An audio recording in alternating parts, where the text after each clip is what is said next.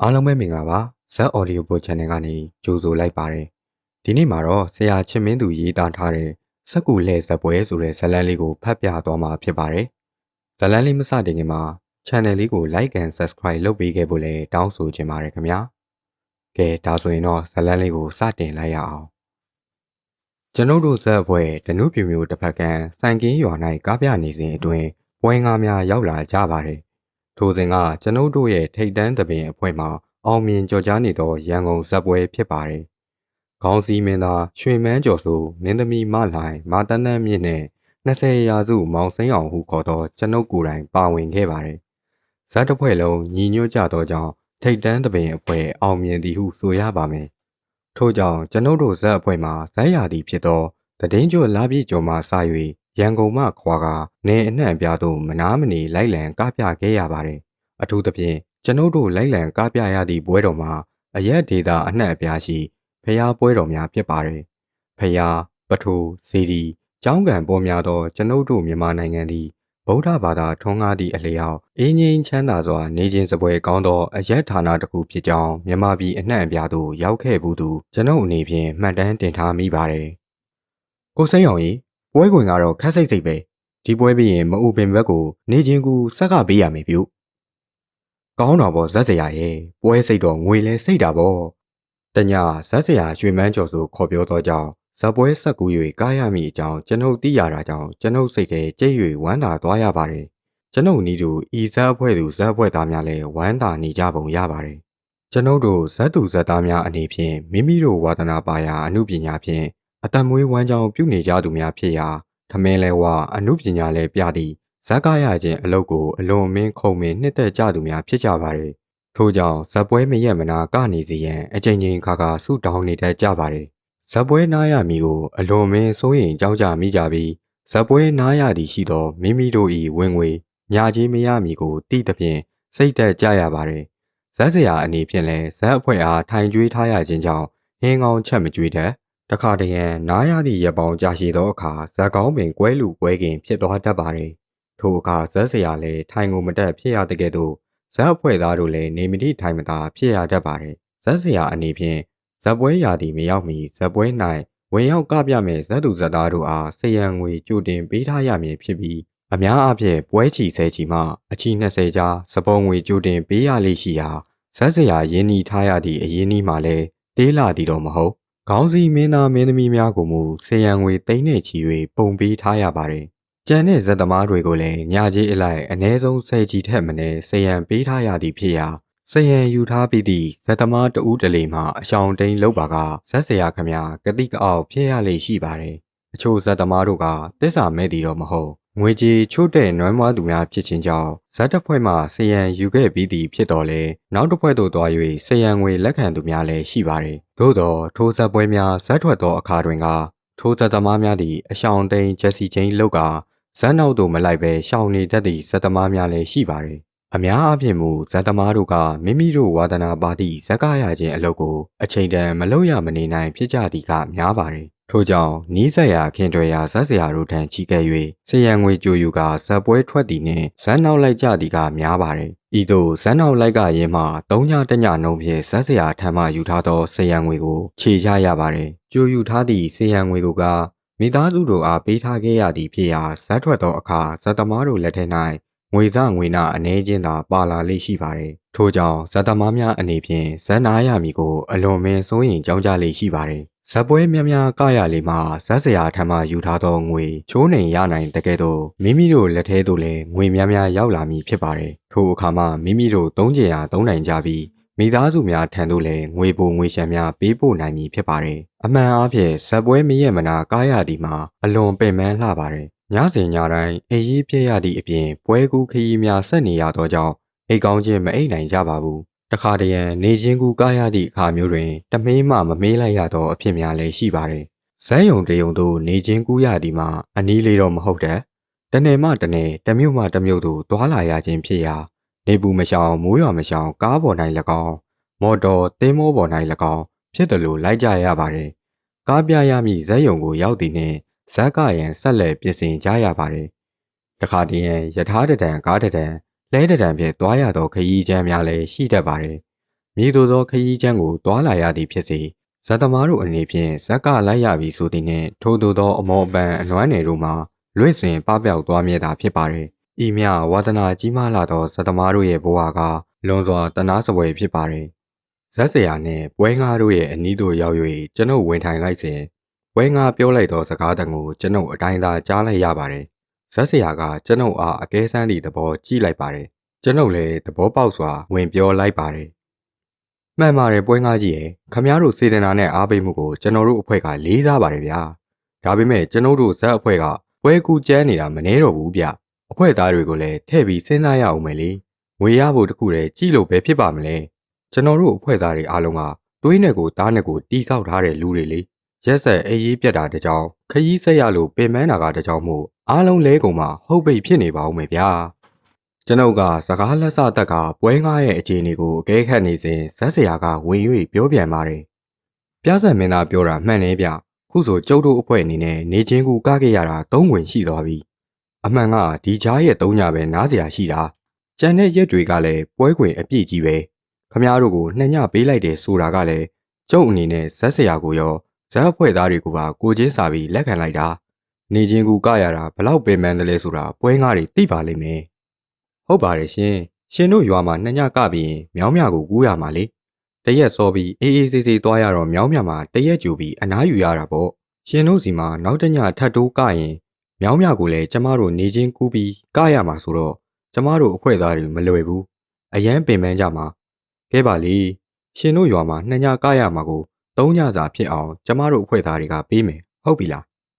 းအင်းပါလေမင်းသမီးကစကားပြောအရန်ကောင်းတယ်ဗျာဒါကြောင့်မို့လဲခမားတို့အဖွဲ့နာမည်ကြီးတာထင်ပါရဲ့ကဲပါလေဇက်စရာပြောတာကိုကျွန်တော်လက်ခံပါတယ်ကြည်လဲကြည်နဲ့ပါတယ်ဗျာ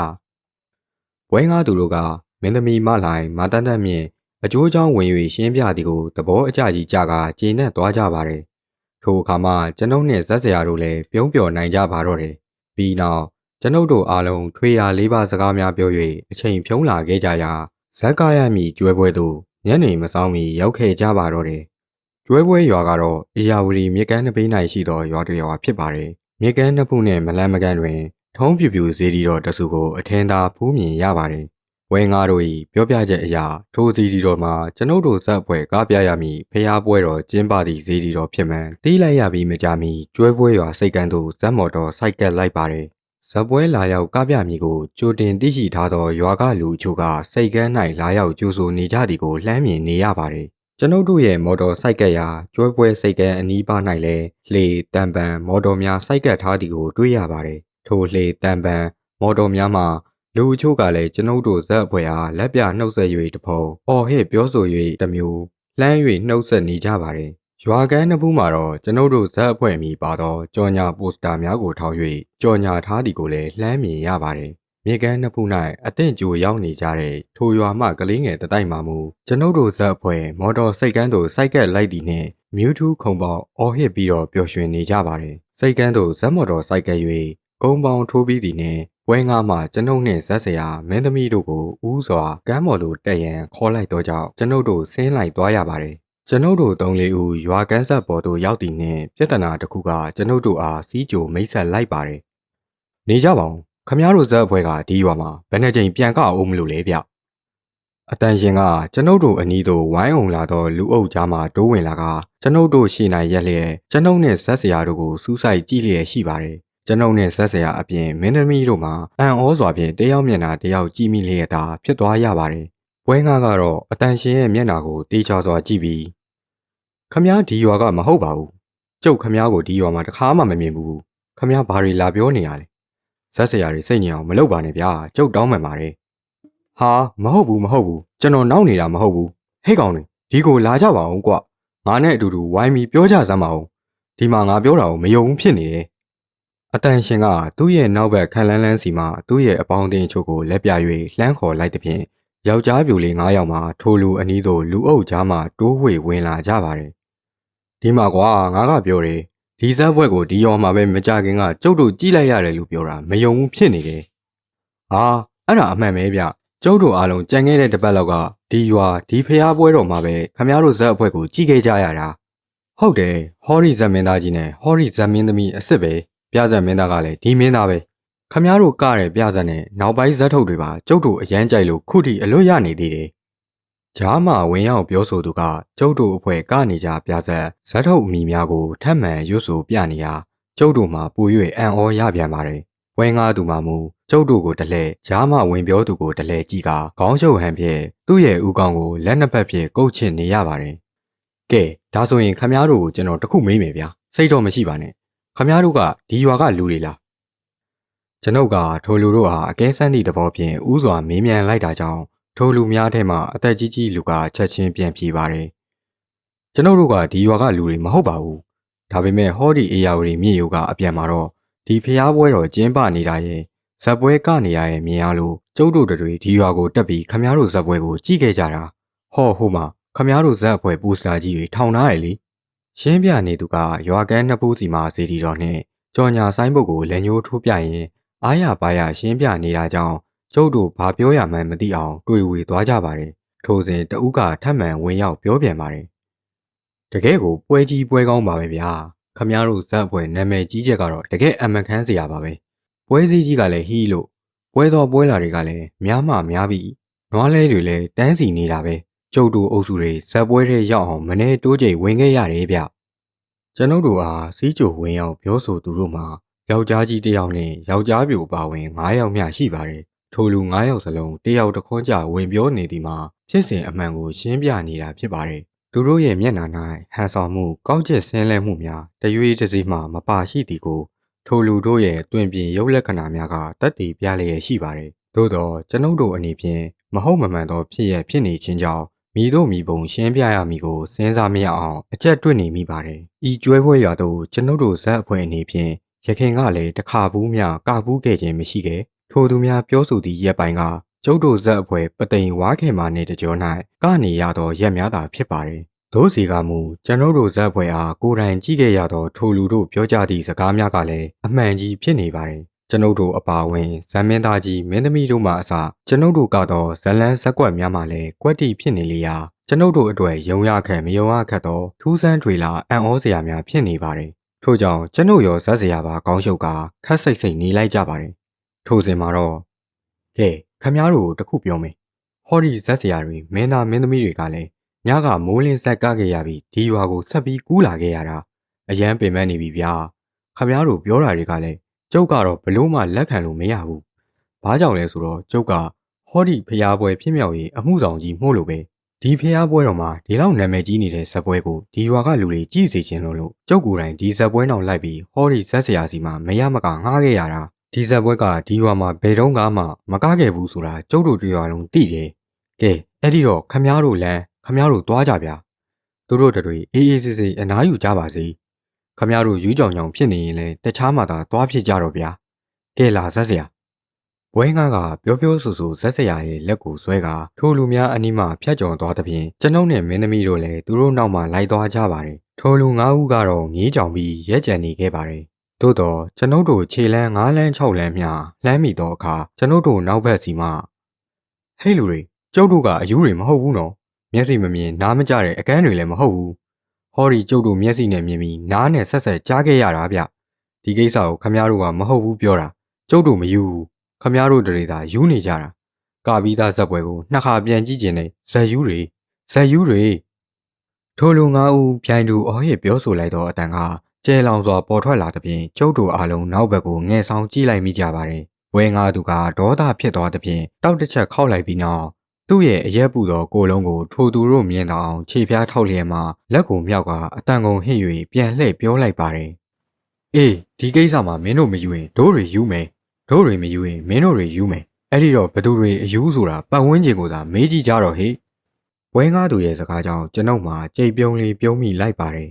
်ဇက်ပွဲအားလာရောက်ကြိုးဆိုနေကြသောရွာနေပရိသတ်မှာကျွန်ုပ်တို့ဘေးတစ်ဖက်တစ်ချက်စီမှဝိုင်းအုံ၍လာနေကြသည်ဖြစ်ရာကန်းဆက်၌ထိုလူ9ဦးမှအထီးကျန်မဲ့စွာထီကြီးရက်ကြံနေခဲ့ပါတယ်ထိုရွာ၌ဇက်ပွဲကနေစဉ်အတွင်းထိုရွာမှတက်ကြီးရွယ်ဦးများထံထိုကိစ္စကိုစုံစမ်းမေးမြန်းကြည့်သောအခါ